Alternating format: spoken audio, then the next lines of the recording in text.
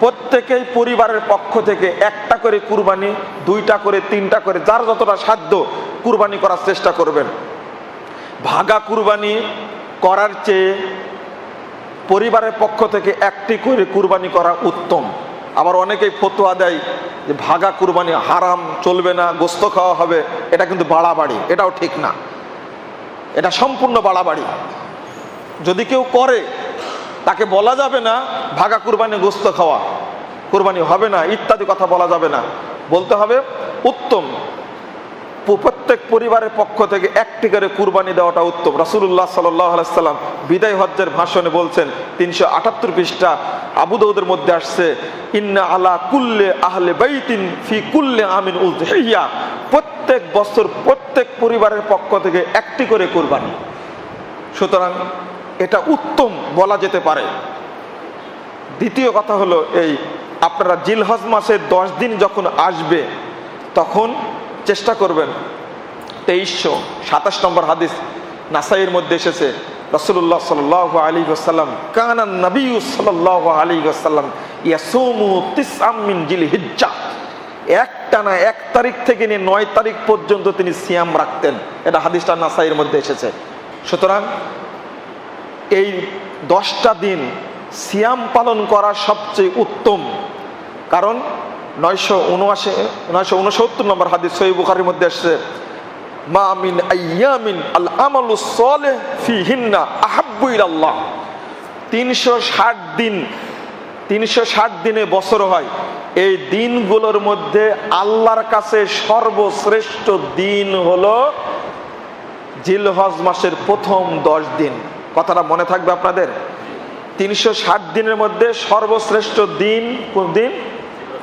জিলহজ মাসের প্রথম 10 দিন শ্রেষ্ঠ দিন।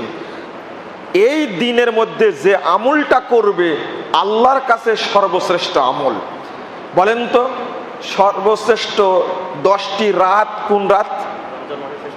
রমজান মাসের শেষ দশক হলো শ্রেষ্ঠ রাত, আর শ্রেষ্ঠ দিন হলো জিলহজ মাসের প্রথম 10 দিন। ওয়াল ফাজরে ওয়া লায়ালিন আশর, এখানে লায়াল দ্বারা দিন বোঝানো হয়েছে, অর্থাৎ দিন রাত সহ দিনের গণনা হয়। একদিন হয়, সূর্য ওঠা থেকে সূর্য ডুবা পর্যন্ত একদিন? না, এটা ভুল। বরং রাত সহ দিন একদিন হয়। এই জন্য আরবি গণনাতে সবসময় রাতের কথা বলা হয়েছে, দিন গণনায়। ওয়াল ফজরে ওয়া লায়ালিন আশর, এই লায়ালিন আশর 10টা রাত্রি বলতে 10টা দিন হলো জিলহজ মাসের প্রথম 10 দিন। এই 10 দিনে যে আমলটা করবে সেই আমলটা আল্লাহর কাছে শ্রেষ্ঠ আমল হিসাবে গ্রহণযোগ্য হবে। রাসূলুল্লাহ সাল্লাল্লাহু আলাইহি ওয়াসাল্লাম বলছেন, 1774 নম্বর হাদিস দারামির মধ্যে আসছে, মা মিন আমালিন আসকা ইনদাল্লাহি আযজা ওয়া জাল ওয়া আজামা আজরান মিন খায়রিন ইয়াফআলুহু ফি আইয়ামিল আশর, অর্থাৎ যত দিনে সাদকা দিবেন আপনি, যত দিনে দান করবেন আপনি, তার মধ্যে সর্বশ্রেষ্ঠ দান হলো এই জিলহজ মাসের প্রথম 10 দিনের দান আল্লাহর কাছে শ্রেষ্ঠ এবং সবচেয়ে পবিত্র দান। রাসূল সাল্লাল্লাহু আলাইহি ওয়াসাল্লাম বলছেন, 360 দিনের মধ্যে আপনি রমাদান মাসেও দান করেন, রমাদান মাসের চেয়েও জিলহজ মাসের প্রথম 10 দিনে দান করলে বেশি নেকি পাওয়া যায়। আল্লাহ রাসূল বলছেন। আর একটা হাদিস আসছে, আফজালু আইয়ামিদ দুনিয়া আইয়ামুল আশর, দুনিয়াতে যত দিন আছে তার মধ্যে সর্বশ্রেষ্ঠ দিন হলো জিলহজ মাসের প্রথম 10 দিন হলো শ্রেষ্ঠ দিন। সুবহানাল্লাহি ওয়া বিহামদিহি। এই দিনগুলোতে ইবাদত করার মধ্যে বেশি বেশি সিয়াম পালন, বেশি বেশি সাদাকা করা। আরেকটা হাদিস আছে, বিতাসবিহে ওয়া তাহলিলে ওয়া তাকবীর, আল্লাহর নবী বেশি বেশি তাসবিহ তাহলিল করতেন এই দিনগুলোতে, এই 10 দিন। আমরা বুঝি না তাই ইবাদত করি না।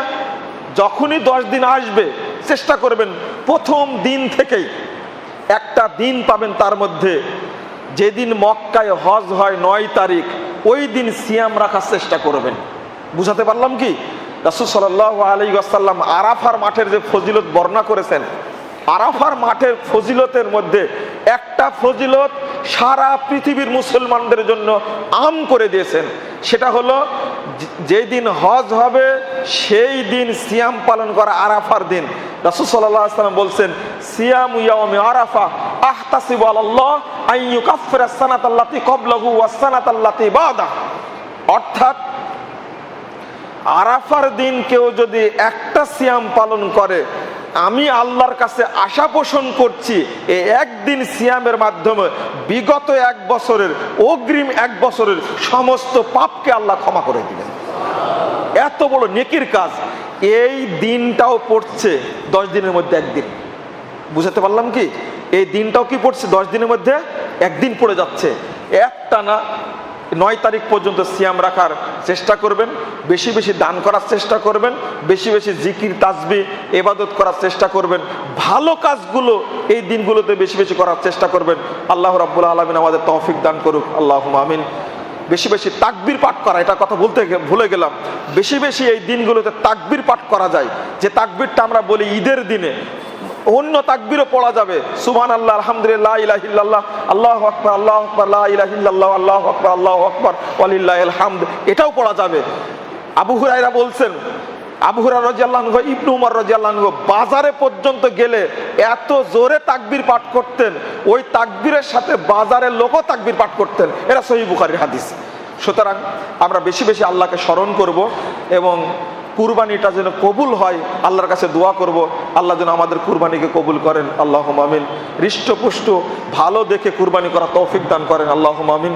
আল্লাহ রাব্বুল আলামিন যেন এই কুরবানির কবুলিয়াতের মাধ্যমে আমাদেরকে জান্নাতুল ফেরদাউস দান করেন, আল্লাহুম্মা আমিন। আকুলু কাওলি হাদা আস্তাগফিরুল্লাহ লি ওয়া লাকুম ওয়া লিসাইরিল মুসলিমিন। এক বোন বলছে গরু দিয়ে আকিকা হবে কি? আলহামদুলিল্লাহ ওয়াহদা ওয়াসসালাতু ওয়াসসালামু আলা মান লা নাবিয়্যা বা'দা। একজন প্রশ্ন করেছেন, আসলে মাসালাগুলো আর 2 দিন পরে বলতে হবে, এখন বললে ভুলে যাবেন। তবে এই ফতোয়াটা দেওয়া উচিত। আকিকা আর কুরবানি একসঙ্গে দেওয়ার জাহেলিয়াত চালু আছে বাংলাদেশে, আছে না? জাহেলিয়াতটা চালু আছে। 5 সন্তানের আকিকা একসঙ্গে দিবে আর কুরবানি একসঙ্গে দিবে। আকিকা আলাদা জিনিস। আকিকাটা একবারে অত্যন্ত জরুরি সন্তানের জন্য। কুরবানি হলো সুন্নাত। কুরবানি আর আকিকা দুইটা আলাদা ইবাদত। এটা একসঙ্গে হয় কি করে? কথা বুঝতে পারেননি? এটা একসঙ্গে হয় কি করে? এটা মাযহাবি ফতোয়া, এই ফতোয়া মানা চলবে না। আকিকাও হবে না, কুরবানিও হবে না। যদি আকিকা আর কুরবানি একসঙ্গে দেয় তাহলে আকিকাও হবে না, কুরবানিও হবে না। অনেকেই বড় অনুষ্ঠান করার জন্য গরু দিয়ে আকিকা দেয়। গরু দিয়ে আকিকা দেয় না অনেকে? খুব বড় অনুষ্ঠান করবে তাই হাতি দিয়ে দিতে পারেন না? আপনার বেশি গোস্ত লাগবে তা হাতে কুরবানি করবেন, হাতি আকিকা দিবেন। কুরবানি গরু দিয়ে হবে না, উট দ্বারা হবে না। 2টা সন্তান, 2টা খাসি দিবেন যদি ছেলে হয়, মেয়ে যদি হয় একটা দিবেন। এটা হলো বিধান, অন্য কিছু না। ভেড়া দেওয়াও হতে পারে। তবে রাসূল সাল্লাল্লাহু আলাইহি সাল্লাম হাসান হুসাইনের কুরবানি আকিকা দিয়েছেন কি দ্বারা? ছাগল দিয়ে। ছাগল দিয়ে আপনি আকিকা করবেন। গরু দিয়ে আকিকা হয় না, উট দিয়ে আকিকা হয় না। এটা মানুষের মধ্যে চালু আছে। অনেক মাসালা আছে, এই মাসালাগুলো আজকে বলার সময় নেই, সময় পার হয়ে গেছে। আপনারা চেষ্টা করবেন কোরআন হাদিস ভিত্তিক জেনে আকিকা এবং কুরবানি করার। আল্লাহ যেন তৌফিক দান করেন, আল্লাহুম্মা আমিন। আল্লাহুম্মা সাল্লি আলা মুহাম্মাদ ওয়া আলা আলি মুহাম্মাদ কামা সাল্লাইতা আলা ইব্রাহিম ওয়া আলা আলি ইব্রাহিম ইন্নাকা হামিদুম মাজিদ। আল্লাহুম্মা বারিক আলা মুহাম্মাদ ওয়া আলা আলি মুহাম্মাদ কামা বারাকতা আলা ইব্রাহিম ওয়া আলা আলি ইব্রাহিম ইন্নাকা হামিদুম মাজিদ। ربنا آتنا في الدنيا حسنة وفي الآخرة حسنة وقنا عذاب النار. اللهم أعز الإسلام والمسلمين، اللهم أعز الإسلام والمسلمين، اللهم أعز الإسلام والمسلمين وانصر عساكر الموحدين. اللهم انصر من نصر دين محمد صلى الله عليه وسلم واجعلنا منهم، واخذل من خذل دين محمد صلى الله عليه وسلم ولا تجعلنا منهم. ربنا فاغفر لنا ذنوبنا وكفر عنا سيئاتنا وتوفنا مع الأبرار. اللهم اغفر لنا وللمؤمنين والمؤمنات والمسلمين والمسلمات والأحياء والأموات.